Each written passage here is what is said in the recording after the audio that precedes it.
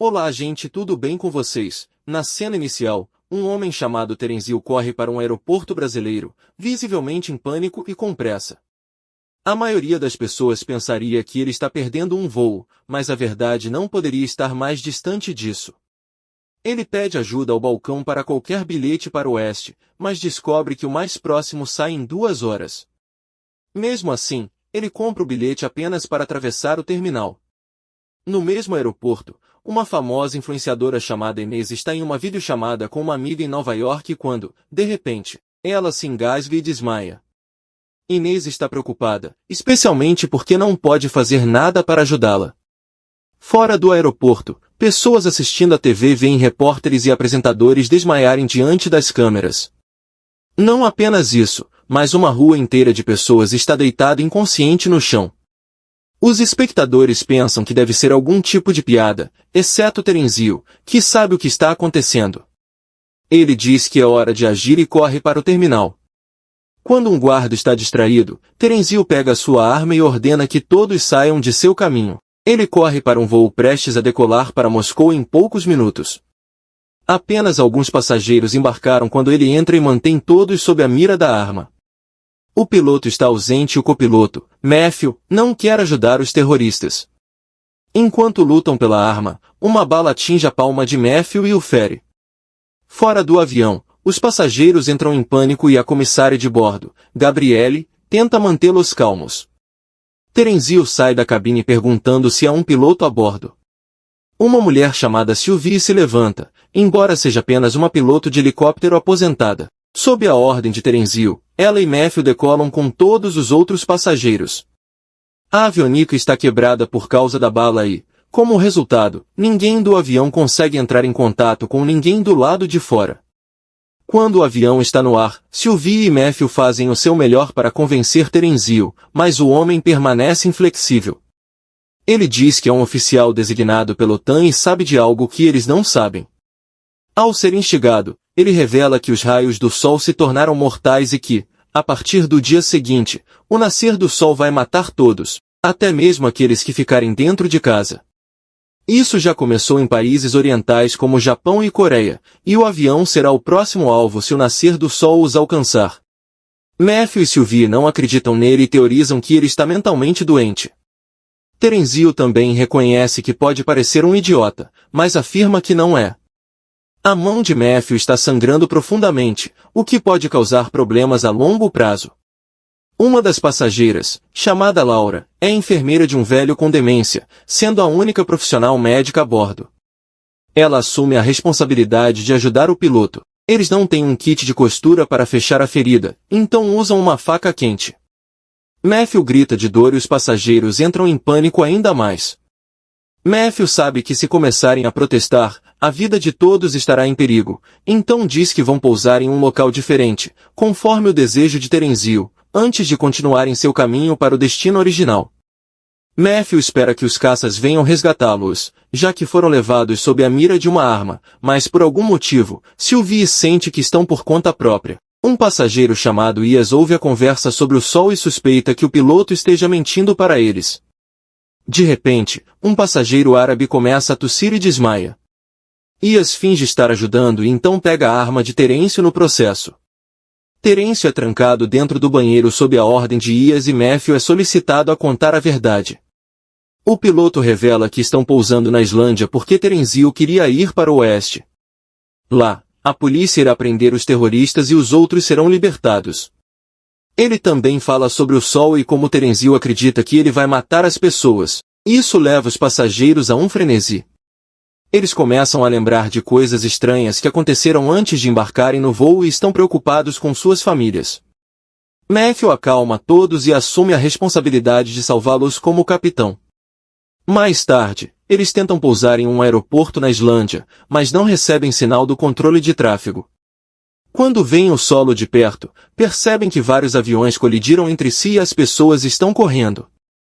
Eles finalmente entendem que Terenzil estava dizendo a verdade, mas como a pista está bloqueada, não podem pousar. O avião só tem combustível suficiente para voar um pouco mais a oeste, até a Escócia. Portanto, o capitão decide fazer isso e torcer pelo melhor. Ele tira Terenzio do banheiro para que o homem possa contar a todos o que está acontecendo. Terenzio revela que descobriu sobre o Sol ao ouvir a conversa de seus superiores. Ele não sabe por que está acontecendo ou se vai parar em breve. Tudo o que sabe é que, se quiserem sobreviver, terão que voar para longe do nascer do Sol. Enquanto isso, o homem árabe que desmaiou anteriormente ainda está no chão. Ele está com dificuldade para respirar e prestes a ter um ataque cardíaco. Com seus últimos suspiros, ele diz que engoliu diamantes.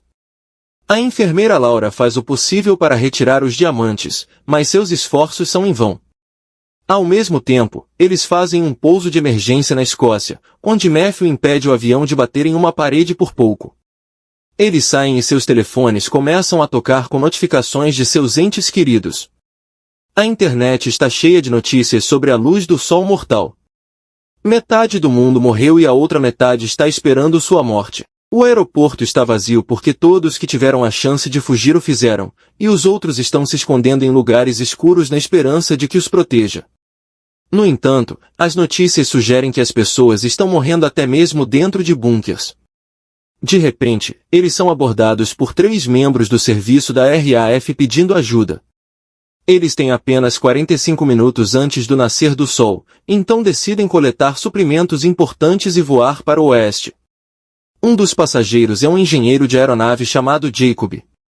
Ele quer voltar para sua esposa grávida para salvá-la, mas, pela segurança geral dos passageiros, é solicitado a recuar. Depois de coletar suprimentos e encher o tanque do avião, eles decolam mais uma vez.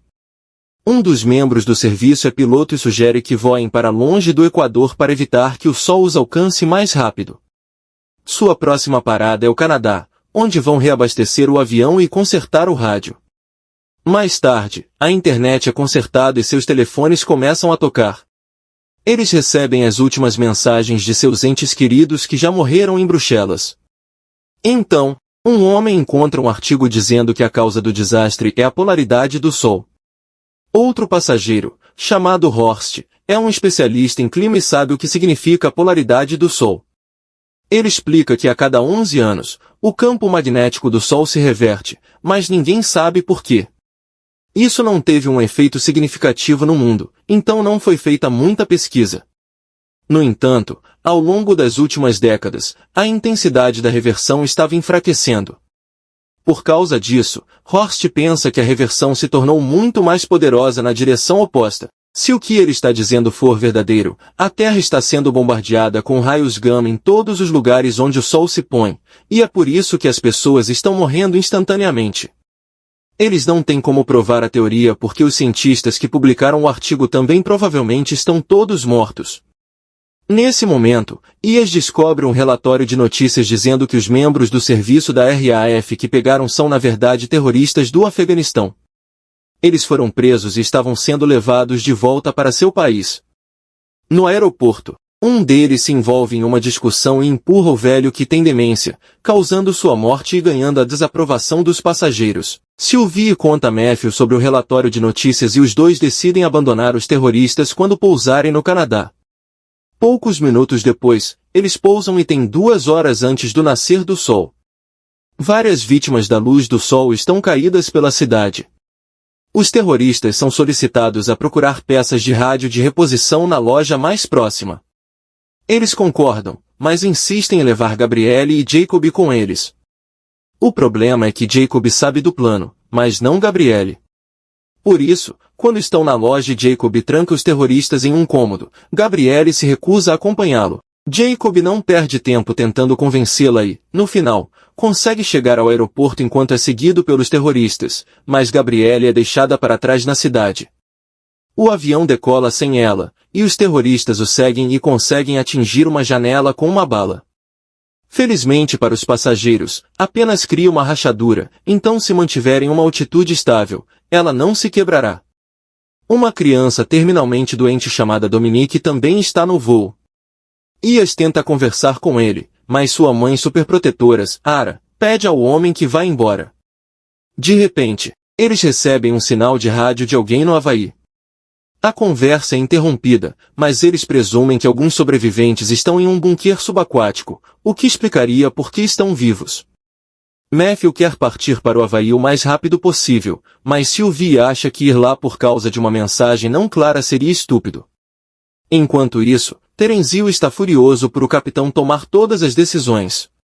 Ele protesta e todos concordam em votar para tomar uma decisão a partir de agora. Justo quando as coisas começam a se acalmar, vários alarmes tocam ao mesmo tempo, indicando uma falha na aeronave. Ao analisar os problemas, Matthew descobre que um dos terroristas que estava seguindo o avião conseguiu se prender ao trem de pouso. Se ele permanecer lá, não conseguirão pousar. Por isso, Matthew decide voar o mais alto possível para que a temperatura e a falta de oxigênio o derrubem.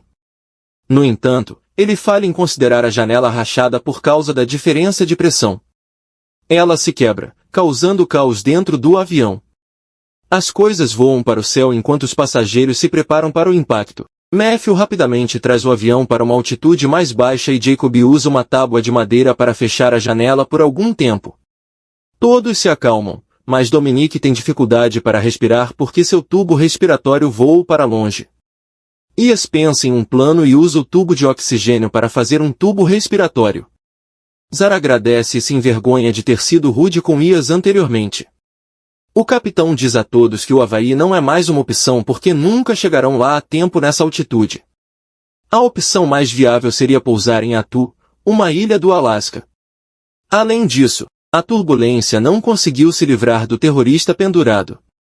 Ele seria o super-homem se não fosse, você sabe, um terrorista. Ias conseguiu diamantes de Bruxelas para Moscou. Os diamantes estavam dentro do corpo do árabe com o consentimento dele, mas ele morreu porque não seguiu as instruções em pânico. Ao ouvir a confissão, alguns passageiros protestam que Ias deveria ser abandonado como os terroristas, mas a votação geral favorece Ias. Como resultado, ele é algemado na Baía de Avionicos. Na cena seguinte, eles pousam no Alasca e reabastecem o tanque antes de decolar novamente. No ar, o climatologista Horst descobre algo e perde o controle de si mesmo nas últimas horas. Sylvie pede para ele descansar, mas ele a repreende, o que não é seu comportamento habitual. Os passageiros decidem obrigá-lo a descansar e o levam para fora da cabine. Apesar de irritado, Matthew promete dormir nas próximas horas. Pouco depois, eles captam outro sinal no rádio e ouvem duas partes conversando, mas só ouvem dizer Nistara 17. Logo descobrem que a pessoa que fala ao telefone é um cosmonauta no espaço. Eles ficam chocados ao descobrir que alguns infectados causaram envenenamento do sangue. Por isso, eles têm que amputar o tecido infectado.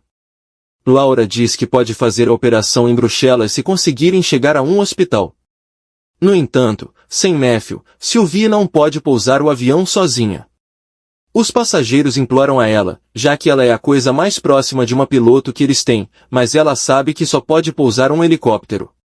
Horst faz ela entender que se ela não tomar a iniciativa, todos estão em perigo. No aeroporto, Zara, Laura e seu grupo levam Matthew para o hospital mais próximo, enquanto Terenzio e um homem chamado Rick vão para a sede da OTAN. No hospital, encontram numerosos corpos bloqueando os corredores. Pelas aparências, as pessoas foram informadas sobre as mortes antes do nascer do sol e estavam tentando salvar suas vidas. Laura ordena a todos que ignorem o caos e se concentrem em salvar Matthew. Ao mesmo tempo, Zara enche suas bolsas com remédios para seu filho e para os outros. Enquanto isso, na OTAN, Terenzio fala a Rick sobre um bunker sob uma represa na Bulgária. O nome do local é Stara 17, o mesmo que ouviram no rádio algumas horas antes. Antes que ele possa voltar para os outros, Terenzio o encontra e diz que Eis já partiu. Pouco depois, eles pousam em um aeroporto búlgaro e se separam em dois grupos, viajando em dois veículos diferentes. Sylvie dirige o primeiro carro e lidera o caminho, enquanto Ias dirige o segundo. No caminho, ele o algema ao suporte para que não os traia. Isso também confirma que ele só será livre quando o outro grupo chegar. No entanto, Ias e o grupo pegam uma rua à esquerda na interseção e chegam a um portão semelhante do outro lado da represa. Eles usam suas roupas para subir e passar além da entrada. No final, todos alcançam a entrada do bunker, embora tenham saído por saídas diferentes. Os passageiros finalmente são recebidos por militares que os recebem e afirmam: Se inscreva no canal, curte e compartilhe esse vídeo e ative as notificações. Obrigado por assistir até final. Até a próxima.